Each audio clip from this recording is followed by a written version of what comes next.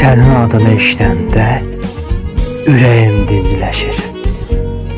Sanki bu dünyanın səsi bir anlıq susur. Bir baxışın yetər ki, ömrüm ışıqlansın. Qaranlıq yolların nurla dolsun əzizim. Saçlarının rengi payızdır, gözlerinin rengi deniz. Almaya benzer yanığın var, ay üzün aydan da temiz.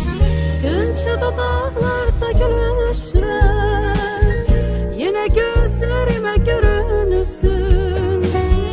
Beni menden alan öpüşler, yine etrafıma bürünürsün.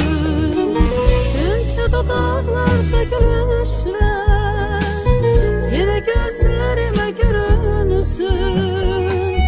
Beni menden alan öpüşler, yine etrafıma bürünürsün. Günleri saydım sana çattım azizim, perdigemi başından attım azizim. Yuxuna gelmek için, yüzünü görmek için, tek seni fikirleşip yattım azizim. Günleri saydım sana çattım azizim, perdigemi başından attım azizim. Yuxuna gelmek için, yüzünü görmek için, tek seni fikirleşip yattım azizim.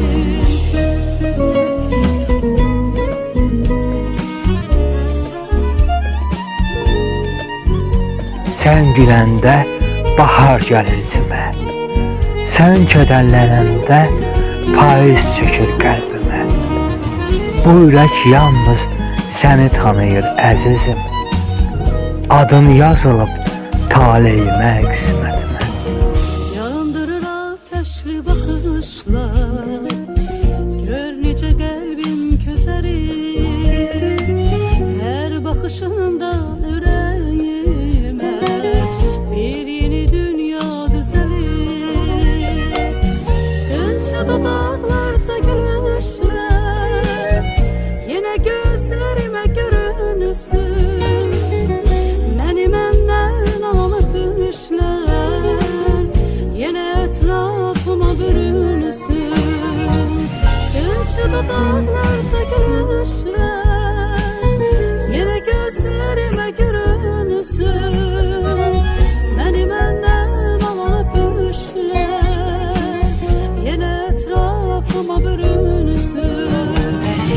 Günleri saydım sana çattım azizim, perdigemi başından attım azizim.